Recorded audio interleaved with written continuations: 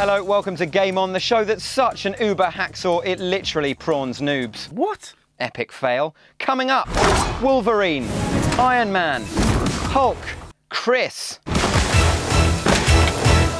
Also this week, they left us for dead. Then they came back and thwacked us on the face with a cricket bat. Now they're back for third. The effects of the volcanic ash cloud take a turn for the worse. As the fog spreads, those who dare oppose it continue to fall. And Kim Kardashian wades into the UK election debate. I love the movie The Notebook.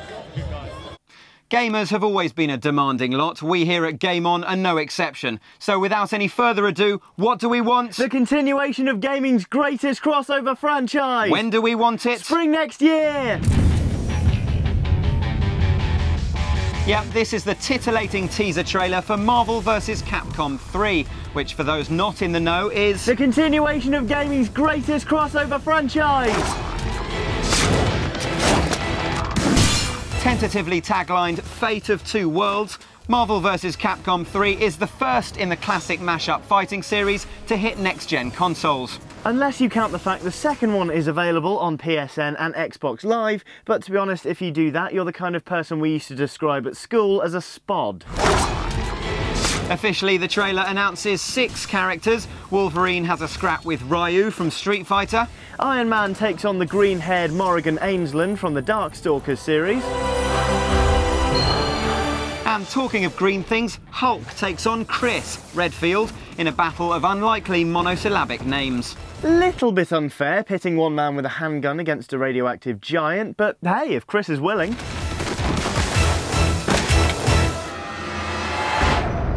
Exciting as these 6 confirmed characters are, the trailer actually throws up a lot more than that. We can't be certain who these tantalising silhouetted characters are, but it seems like we're looking at the likes of Captain America, Doctor Doom, Deadpool and Street Fighter's Chun-Li. According to Capcom, the character roster currently stands at a whopping 30 fighters, and they've got plans to expand it yet further before the game's release next spring. The teaser doesn't reveal anything more, apart from the funky stylised visuals, but we'll be bringing you the latest on Marvel vs. Capcom 3 throughout development. First though, Ryu, I know we've asked before, but what's that move you do again? Alright, no need to get stroppy. Now, what did the sat-nav say when asked for an alternate route to the cemetery? I literally hate it when you do this. You can turn left for dead too. I quit. This is the trailer for the first Left 4 Dead 2 DLC, proving that even when faced with a zombie apocalypse, the course of true love never does run smooth. I hate your vest. What now? I don't think this is gonna work out. The passing is the first chance the cast of the second game will get to meet the survivors of the original, but will they be meeting all of them? Well, apparently one of the 4 from the first game won't make it onto the DLC on account of a nasty case of being dead. We're not entirely sure which one it'll be or whether their demise will be explained, but early indications are... it's not Francis! What now? The downloadable content is available on Xbox Live for 560 Microsoft points now, or it's free for PC users, which is nice. It's been a while since we last got spanked by a publisher for owning a console rather than a gaming computer. Oh my God, you hate stuff too? Sure. Never really thought about it, but yeah, I hate things. Left 4 Dead 2 is also the proud recipient of the Game On Award for Best DLC, named after a fart.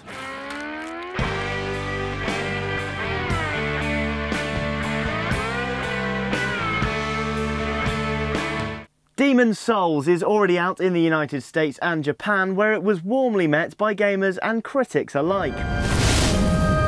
Atlus's PlayStation 3 exclusive is set in Boletaria, which apparently isn't a delicious pasta dish, it's a kingdom under siege from an evil fog, rather like the UK at the moment.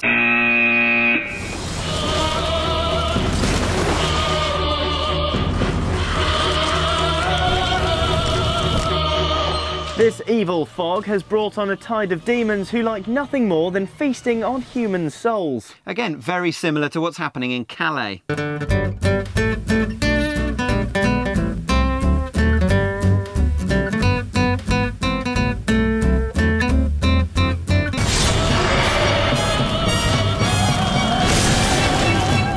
the demons feast on delicious Boletaria, the action RPG gives you control of your own customizable hero, determined to cleanse the city and save the souls within.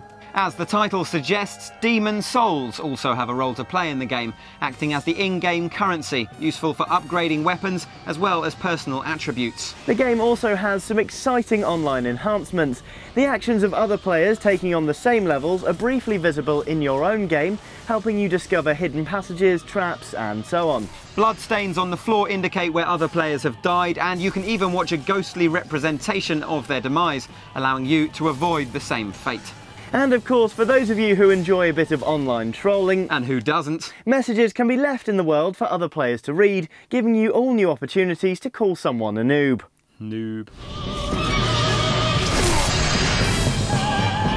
Above and beyond attribute upgrades like strength and luck, the way you play out the game is entirely up to you. Helping non-playable characters gives you a white character tendency, whereas slaying them makes your soul a little bit dark, funnily enough. White character tendencies make enemies easier to kill, but the payoff is less than if you take on the harder enemies as a bolshy bad boy.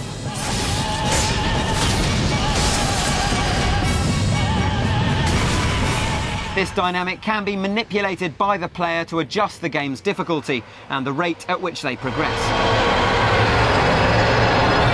Demon Souls emerges from the fog in June and will be bringing you the tastiest tidbits from Boletaria as soon as it does.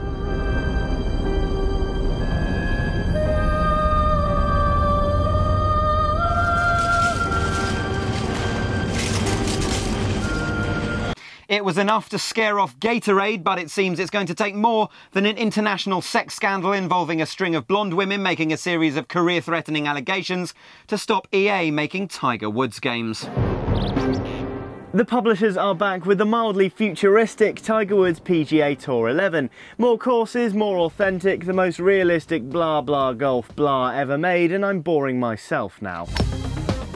What is interesting though is the sexy stuff, and while there are minimal amounts in the game, all eyes were on EA to see if they would continue the franchise or get out of bed with the adulterous Tiger before he'd finished his post-coital cigarette. For EA though, it was apparently a no-brainer.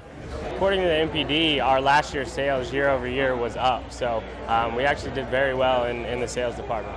So even if it's not biologically possible, it seems Tiger's too much of a cash cow, and he's going to have to do far worse than commit mere multiple infidelities before they send him to slaughter.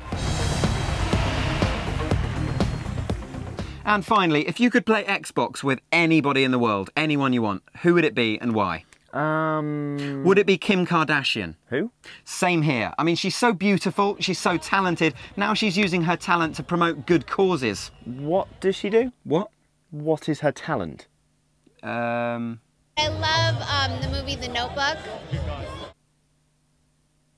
She's got an Xbox with a picture of her on it?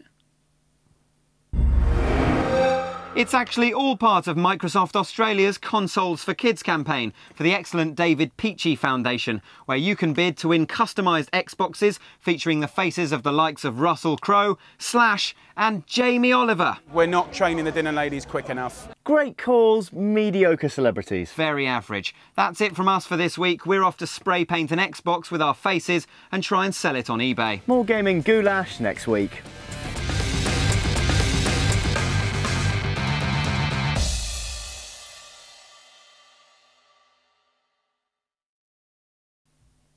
We have no outtakes. No. Unless you count the fact the second one is available of... okay. Unless you count the fact the second one is available on... Oh my God. Gosh. I'm so hot. The publishers are back with the mildly futuristic Tiger Woods PGA Tour 11. More courses, the more... You keep doing little poos.